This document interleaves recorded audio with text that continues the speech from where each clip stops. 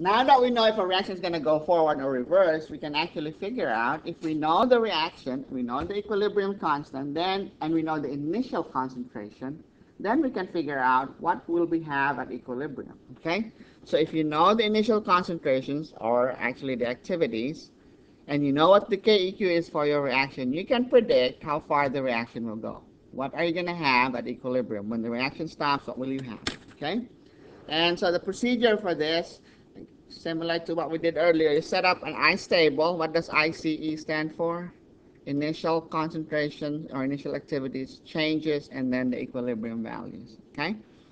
And then what you do with the initial values is you compare your initial Q with your KEQ. So compare the initial value of Q with KEQ to determine which way the reaction will go. And then you let X be the extent of reaction, okay, in the direction that you've decided. And then you solve for X, okay, solve for X, knowing that Q must be equal to KEQ at equilibrium. Let's illustrate that with this problem right here. Let's say you have a reaction between A gas and B gas gives you 2AB gas. Okay? Oops. It's not balanced, huh? Let's just call this C gas. Okay. And let's say Kp happens to be 25. All right? What would be our initial activities, initial pressures? Partial pressure of A is 0.1. So initially A is 0.1. What's the initial value for partial pressure of B? Is also 0.1. And initial partial pressure of C, let's call this partial pressure of C, is also 0.1. Okay? And our Kp is 25. So what is our Q initially? It's going to be 0.1 squared over 0.1 times 0.1. Okay? So this is your C, pressure of C squared over pressure of A times pressure of B. So what is our value of Q initially? 1. Okay? 1.0, 2 sig figs. Okay? So that's our initial Q. Which way will the reaction go? Forward or reverse? Q is less than Kp. Kp is KQ, right? Q is less than KQ, so it will go forward. So what would be our changes? We don't know, so if we don't know something, you represent it by a letter, right? So I'm going to say I'm going to lose X atmospheres for that. I'm going to lose X atmospheres for B, and I'm going to gain how many atmospheres of C? 2X. Those would be my changes. Okay? Now, this is true if, assuming you are, and we're going to make this assumption that your volume of your container is fixed. Okay? All right, so what would be our change, our equilibrium values then? Partial pressure of A at equilibrium is going to be 0.10 minus X. What's the partial pressure of B at equilibrium? 0.10 minus X. And partial pressure of C at equilibrium is 0.10 plus 2X. So how do I solve for X? Well, I should know what Q at equilibrium is, right? So Q at equilibrium is Kp, and it's equal to how much? It's given as 25, right? And that's equal to what? Pressure of C squared over pressure of A times pressure of B. What's pressure of C squared? What's pressure of C? 0.10 plus 2x squared divided by pressure of A is 0.10 minus x, and pressure of B is 0.10 minus x. Okay? So here's the equation we need to solve. Let's rewrite this. Down here you say 25.00 equals 0.10 plus 2x squared divided by 0.10 minus x, and that's just going to be squared, right? These two are the same, so I can just combine those two to make it squared. How do I solve for x here?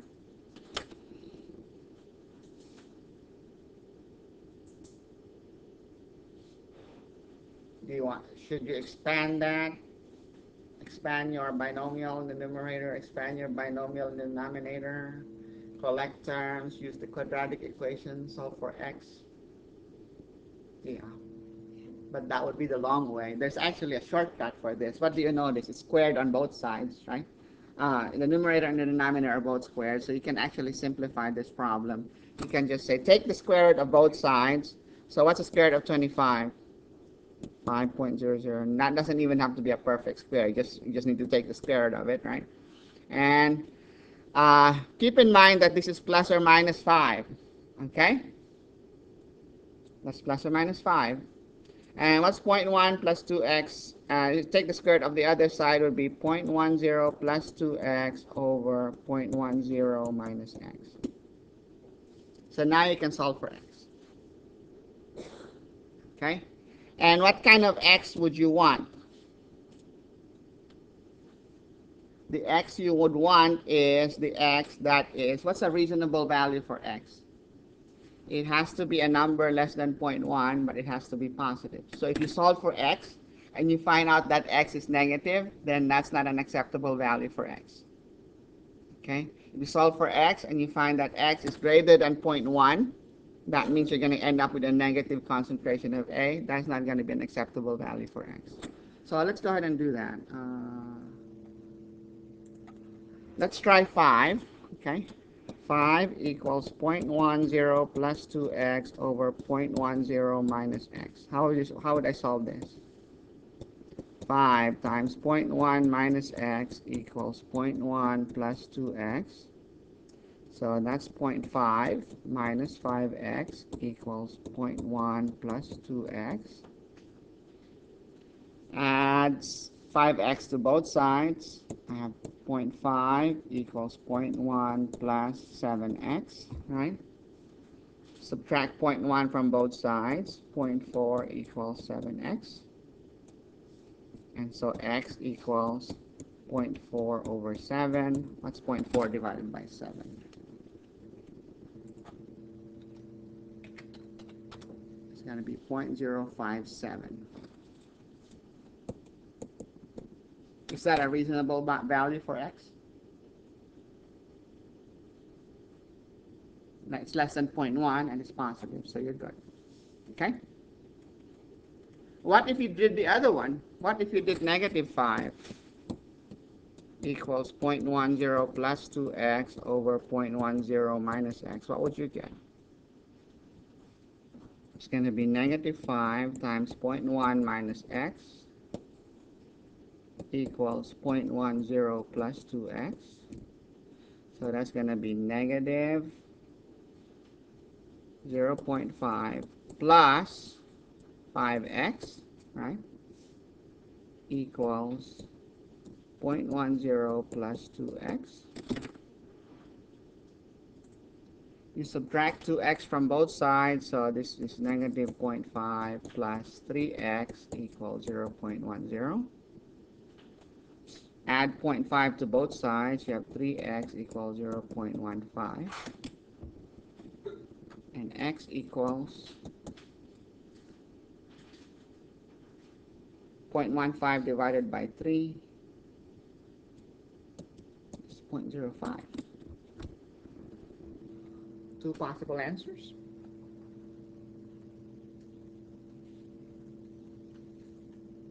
Am I missing something here? 0.05 is also reasonable, huh?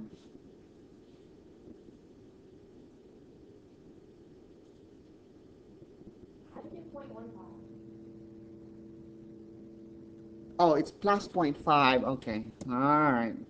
That always gets me, the arithmetic. 0.1 plus 0.5 is 0.6.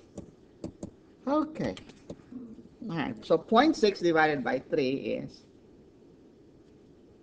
0.2, right? And 0.2 is way larger than 0.1. If you lost 0.2, you'd end up with a negative pressure for A and B. So that's not acceptable. So always be alert to that when you're solving quadratic equations. Anything you've got, if you take the square root, okay, you have to worry about whether your answer is going to be reasonable. Make sure whenever you take your square root, positive, that you take into account the positive root and the negative root. So this one is not acceptable.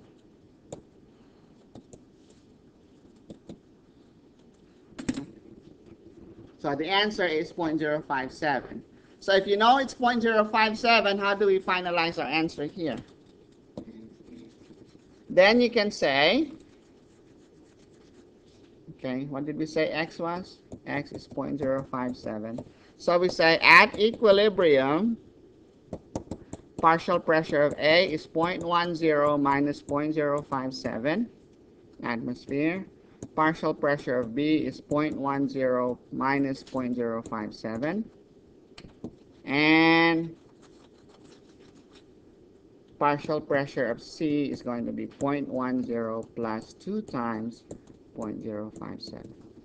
And you can verify, you can always check if your answer is correct by plugging these numbers back into your expression for Q. And if you did that, you should find that Q will be equal to KQ. Okay? You may be off a little bit on the last sig fig because of rounding errors.